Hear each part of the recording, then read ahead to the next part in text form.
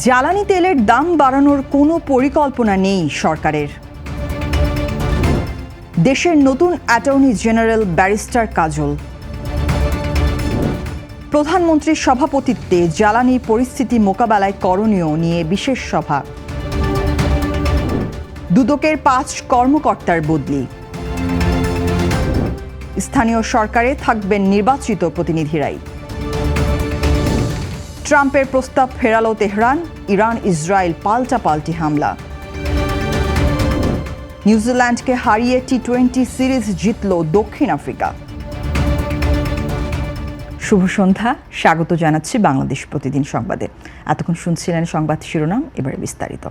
দেশে বর্তমানে জ্বালানি তেলের কোনো সংকট নেই এবং এর মূল্য বৃদ্ধিরও কোনো পরিকল্পনা সরকারের নেই বলে জানিয়েছেন তথ্য সম্প্রচার মন্ত্রী জহিরুদ্দিন স্বপন।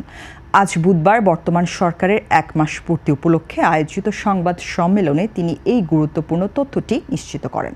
মন্ত্রী জানান, মধ্যপ্রাচ্য সংঘাতের কারণে বৈশ্বিক পরিস্থিতি কঠিন হলেও বাংলাদেশ অত্যন্ত দক্ষতার সাথে জ্বালানি পরিস্থিতি সামাল দিচ্ছে।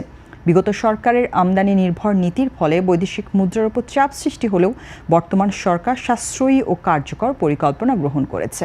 সংবাদ সম্মেলনে তথ্য সম্প্রচার প্রতিমন্ত্রী ইয়াসির খান চৌধুরী এবং বর্তমান প্রধানমন্ত্রীর উপদেষ্টা ডাক্তার জাহিদুর রহমানও উপস্থিত ছিলেন।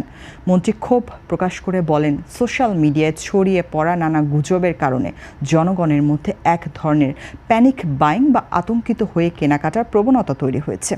এই কৃত্রিম সংকটের কারণে সরকারকে অপ্রয়োজনীয় চাপের মুখে পড়তে হচ্ছে, যা বাজার ব্যবস্থাকে ক্ষতিগ্রস্ত করে। তাই রাজনৈতিক ও সামাজিক স্বার্থান্বেষী মহলের ছড়ানো গুজবে কান না দেওয়ার জন্য তিনি সকলের প্রতি বিনীত আহ্বান জানান। সরকার আশাবাদী যে তাদের বর্তমান পরিকল্পনা অনুযায়ী সবকিছু চললে কোনো ধরনের জ্বালানি সংকটই আমাদের স্পর্শ করতে পারবে না। পরিশেষে তিনি জনগণকে আতঙ্কিত হয়ে অতিরিক্ত জ্বালানি তেল সংগ্রহ বা মজুত করা থেকে বিরত থাকার জন্য বিশেষভাবে অনুরোধ করেছেন। সুপ্রিম কোর্টের সিনিয়র ও প্রথিতযশা আইনজীবী ব্যারিস্টার রুহুল কুদ্দুস কাজল দেশের 18তম অ্যাটর্নি জেনারেল হিসেবে নিয়োগ পেয়েছেন।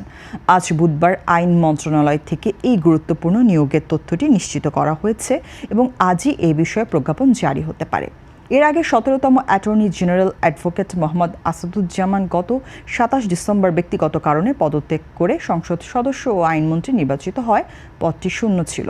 ব্যারিস্টার রুহুল কুদ্দুস কাজল বর্তমানে বিএনপির জাতীয় নির্বাহী কমিটির সদস্য এবং বাংলাদেশ বার কাউন্সিলের একজন নির্বাচিত সদস্য হিসেবে দায়িত্ব পালন করছেন। ঢাকা বিশ্ববিদ্যালয়ের আইন বিভাগের এই প্রাক্তন ছাত্র 1996 সালে সুপ্রিম কোর্ট আইনজীবী সমিতির সদস্য হন এবং ইতিপূর্বে তিনি সমিতির সম্পাদক হিসেবেও দায়িত্ব পালন করেছেন। আইন পেশার পাশাপাশি বর্ণাঢ্য ক্যারিয়ারের অধিকারী ব্যারিস্টার কাজল অতীতে কিছুদিন সাংবাদিকতা পেশার সঙ্গেও যুক্ত ছিলেন বলে জানা গেছে। নতুন এই নিয়োগের ফলে তিনি এখন পদাধিকার বলে বাংলাদেশ বার কাউন্সিলের সভাপতি এবং সুপ্রিম কোর্টের সরকারের প্রধান আইন পরামর্শকের দায়িত্ব পালন করবেন। প্রধানমন্ত্রী ও বিএনপি চেয়ারম্যান তারেক রহমানের সভাপতিত্বে আজ বুধবার সকালে সচিবালয়ে জ্বালানি পরিস্থিতি মোকাবেলায় করণীয় নিয়ে একটি বিশেষ জরুরি সভা অনুষ্ঠিত হয়েছে। প্রধানমন্ত্রী ডেপুটি প্রেস সেক্রেটারি জাহিদুল ইসলাম রনি নিশ্চিত করেছেন যে সকাল 9টা 2 প্রধানমন্ত্রী সচিবালয়ে এসে দাপ্তরিক কাজ সারার পর মন্ত্রিপরিষদ বিভাগে এই সভায় সভাপতিত্ব করেন। সভার শুরুতে তিনি মহান স্বাধীনতা ও জাতীয় দিবস উপলক্ষে একটি স্মারক ডাক টিকিট উন্মোচন করেন। মূলত ইরান যুক্তরাষ্ট্র ইসরায়েল যুদ্ধের প্রেক্ষাপটে বৈশ্বিক জ্বালানি সংকটের যে চ্যালেঞ্জ নবগঠিত সরকারের সামনে এসেছে তা পর্যালোচনা করতেই এই সভার আয়োজন করা হয়। যুদ্ধের প্রভাবে দেশের বিদ্যুৎ ও জ্বালানি খাতে অস্থিরতা এবং নিত্য প্রয়োজনীয় খাদ্য পণ্যের সংকটের যে প্রবল আশঙ্কা তৈরি হয়েছে তা নিয়ে প্রধানমন্ত্রী গভীর উদ্বেগ প্রকাশ করেন। বর্তমানে সংকটময় পরিস্থিতিতে দেশ কতটা প্রস্তুত এবং পরিস্থিতি সামাল দিতে কী পদক্ষেপ নেওয়া প্রয়োজন তা নিয়ে সভায় বিস্তারিত আলোচনা হয়েছে। সদ্য ক্ষমতাসীন বিএনপি নেতৃত্বাধীন সরকারের সামনে এই যুদ্ধ এক বিশাল অনিশ্চয়তা ও চ্যালেঞ্জ ছুড়ে দিয়েছে বলে সভায় অভিমত ব্যক্ত করা হয়। সচিবালয়ে প্রধানমন্ত্রীর নিজস্ব দপ্তরে অনুষ্ঠিত এই সভায় সংশ্লিষ্ট মন্ত্রণালয়ের ঊর্ধ্বতন কর্মকর্তাগণ উপস্থিত ছিলেন। উদ্ভূত পরিস্থিতি মোকাবেলায় সরকারের কৌশল নির্ধারণ এবং জনমনে স্বস্তি ফেরাতে দ্রুত কার্যকর ব্যবস্থা গ্রহণের নির্দেশনা দেন প্রধানমন্ত্রী। দেশব্যাপী জ্বালানি সাশ্রয়ী নীতি জোরদার করার পাশাপাশি আন্তর্জাতিক বাজারের পরিস্থিতি নিবিড়ভাবে পর্যবেক্ষণের সিদ্ধান্ত নেওয়া হয়েছে এই জরুরি সভায়। দুর্নীতি দমন কমিশনের উপপরিচালক ও উপসহকারী পরিচালক পদমর্যাদার ৫ কর্মকর্তাকে একযোগে বদলি করা হয়েছে। আজ বুধবার দুদকের পরিচালক মোহাম্মদ নাজমুল হাসান স্বাক্ষরিত এক চিঠির মাধ্যমে এই বদলির আদেশ জারি করা হয়।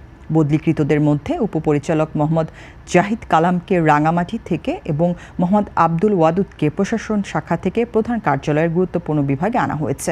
অন্যদিকে উপপরিচালক কমলেশ মণ্ডলকে রাঙামাটিতে এবং মাহবুবুল আলমকে মাদারীপুর সমন্বিত জেলা কার্যালয়ে বদলি করা হয়েছে। এছাড়া রিজার্ভ শাখা থেকে উপসহকারী পরিচালক মোহাম্মদ জুলফিকারকে ময়মনসিংহ সমন্বিত জেলা কার্যালয়ে নতুন দায়িত্ব দিয়ে পাঠানো হয়েছে। প্রশাসনিক কাজের গতিশীলতা আনতে এই রদবদল করা হয়েছে বলে কমিশন সূত্রে জানা গেছে। জনস্বার্থে জারিকৃত এই আদেশটি অবিলম্বে কার্যকর করার নির্দেশনা প্রদান করা হয়েছে। মূলত নিয়মিত বদলি প্রক্রিয়ার অংশ হিসেবে এই পদক্ষেপ নিয়েছে দুদক কর্তৃপক্ষ। বর্তমানে উপজেলা বা পৌরসভাগুলোতে নতুন করে কোনো প্রশাসক নিয়োগ দেওয়ার সিদ্ধান্ত নেই বলে জানিয়েছেন স্থানীয় সরকার, পল্লী উন্নয়ন ও সমবায় প্রতিমন্ত্রী মীর শাহে আলম। আজ বুধবার দুপুরে চাঁপাইনবাবগঞ্জ সদর উপজেলার শাহজাহানপুর ইউনিয়নে একটি নির্মাণাধীন সেতুর কাজ পরিদর্শন শেষে সাংবাদিকদের তিনি এ তথ্য জানান। প্রতিমন্ত্রী বলেন, বর্তমানে যেসব পৌরসভা ও উপজেলায় ইউএনওগণ দায়িত্ব পালন করছেন সেখানে দ্রুততম সময়ের মধ্যে নির্বাচনের ব্যবস্থা করা হবে। জনগণের প্রত্যক্ষ ভোটের মাধ্যমে নির্বাচিত প্রতিনিধিরাই স্থানীয় সরকার প্রতিষ্ঠানগুলোতে প্রতিনিধিত্ব করবেন বলে তিনি সংবাদ সম্মেলনে স্পষ্ট করেন। এছাড়া নেসকো রাজশাহীর সদর দপ্তর বগুড়ায় স্থানান্তর করা হবে না, বরং এটি রাজশাহীতে থাকবে বলে তিনি নিশ্চিত করেছেন। তবে কার্যক্রমের পরিধি পঞ্চগড় পর্যন্ত বিস্তৃত হওয়ায় বগুড়ায় একটি আঞ্চলিক দপ্তর করার জন্য বিদ্যুৎ ও জ্বালানি মন্ত্রণালয়কে প্রস্তাব দেওয়া হয়েছে। ৭ কোটি টাকা ব্যয়ে নির্মাণাধীন নরেন্দ্রপুর কাছড়ার খালের সেতু অসমাপ্ত কাজ দেখতে এসে তিনি জমি সংক্রান্ত জটিলতা দ্রুত নিরসনের আশ্বাস দেন। এ সময় স্থানীয় সংসদ সদস্য নুরুল ইসলাম বুলবুল এবং জেলা ও বিভাগীয় পর্যায়ের ঊর্ধ্বতন প্রশাসনিক কর্মকর্তাবৃন্দ উপস্থিত ছিলেন। মূলত সংযোগ সড়কের জমি নিয়ে বিরোধের কারণে গত ১ বছর ধরে গুরুত্বপূর্ণ এই সেতুটির নির্মাণ কাজ বন্ধ রয়েছে। প্রতিমন্ত্রী আশা প্রকাশ করেন যে স্থানীয় প্রশাসনের হস্তক্ষেপে দ্রুত এই সমস্যার সমাধান করে জনদুর্ভোগ লাঘব করা সম্ভব হবে। এবার আন্তর্জাতিক। বুধবার ইসরায়েল ও ইরান একে অপরের ভূখণ্ডে ভয়াবহ বিমান হামলা চালিয়েছে, যার ফলে বিশ্ব জ্বালানি ও আর্থিক বাজারে চরম অস্থিরতা তৈরি হয়েছে। ইসরায়েলি বাহিনী তেহরানের আবাসিক এলাকা ও নৌ ক্রুজ মিসাইল উৎপাদন কেন্দ্রে আঘাত হানলে পাল্টা জবাবে ইরানের বিপ্লবী গার্স তেল আবিব সহ কুয়েত, জর্ডান ও বাহরাইনের মার্কিন ঘাঁটিতে ড্রোন হামলা চালায়। এদিকে মার্কিন প্রেসিডেন্ট ডোনাল্ড ট্রাম্প দাবি করেছেন যে যুদ্ধ বন্ধে ইরানের সঙ্গে ফলপ্রসূ আলোচনা চলছে। তবে ইরানের সামরিক কমান্ড এই দাবি সরাসরি প্রত্যাখ্যান করে বলেছে যুক্তরাষ্ট্র আসলে নিজেদের সঙ্গেই নিজে আলোচনা করছে। নিউ ইয়র্ক টাইমসের খবর অনুযায়ী ওয়াশিংটন ইরানকে পারমাণবিক কর্মসূচি বন্ধ সহ একটি 15 দফা শান্তি পরিকল্পনা পাঠিয়েছে, যার বিনিময়ে 1 মাসের যুদ্ধবিরতি চাওয়া হয়েছে। এই পাল্টাপাল্টি হামলা ও কূটনৈতিক টানাপোড়েনের ফলে মধ্যপ্রাচ্যে দীর্ঘমেয়াদী যুদ্ধের শঙ্কা আরও ঘনীভূত হয়েছে। পাকিস্তানের প্রধানমন্ত্রী শাহবাজ শরীফ এই সংকট নিরসনে মধ্যস্থতা করার প্রস্তাব দিলেও তেহরান জানিয়েছে মার্কিন কূটনীতির উপর তাদের কোনো আস্থা নেই। অন্যদিকে সৌদি আরব ও কুয়েত তাদের আকাশসীমায় বেশ কিছু ড্রোন ভূপাতিত করার দাবি করেছে। উদ্ভূত পরিস্থিতিতে বিশ্ববাজারে তেলের দামের ওঠানামা বিনিয়োগকারীদের মধ্যে তীব্র উদ্বেগ সৃষ্টি করেছে। এবার খেলার খবর। নিউজিল্যান্ডের মাটিতে টি-20 সিরিজে দারুণ জয় তুলে নিয়েছে দক্ষিণ আফ্রিকা। ক্রাইস্টচার্চের হেগলি ওভালে সিরিজের শেষ ম্যাচে স্বাগতিক নিউজিল্যান্ডকে 33 রানে হারিয়ে 3-2 ব্যবধানে সিরিজ নিশ্চিত করেছে কেশব মহারাজের দল। প্রথমে ব্যাটিংয়ে নেমে 4 উইকেটে 187 রানের বিশাল সংগ্রহ দাঁড় করায় প্রোটিয়ারা। জয়ের লক্ষ্যে খেলতে নেমে 8 উইকেটে 154 রানেই থমকে যায় কিউইদের ইনিংস। দক্ষিণ আফ্রিকার এই জয়ে মূল ভূমিকা পালন করেন ব্যাটসম্যান কনর স্টারহাউজান। তিনি মাত্র 33 বলে 75 রানের এক বিধ্বংসী ইনিংস খেলেন। কিউইদের পক্ষে বেভন জ্যাকবস সর্বোচ্চ 36 রান করলেও তা পরাজয় এড়ানোর জন্য যথেষ্ট ছিল না। এই জয়ের ফলে নিউজিল্যান্ডের মাটিতে টানা 3টি টি-20 সিরিজ জেতার রেকর্ড গড়ল দক্ষিণ আফ্রিকা। ম্যাচ এবং সিরিজ সেরার পুরস্কার জিতেছেন প্রোটিয়া উইকেট রক্ষক ব্যাটার কনর স্টারহাউজান। নতুনদের ঝালিয়ে দেখার এই সিরিজে দক্ষিণ আফ্রিকা নিজেদের সামর্থ্যের প্রমাণ দিয়েছে। অন্যদিকে ক্যাচ মিস ও ব্যাটিং ব্যর্থতায় সিরিজ নির্ধারণী ম্যাচে খেই হারিয়ে ফেলে নিউজিল্যান্ড।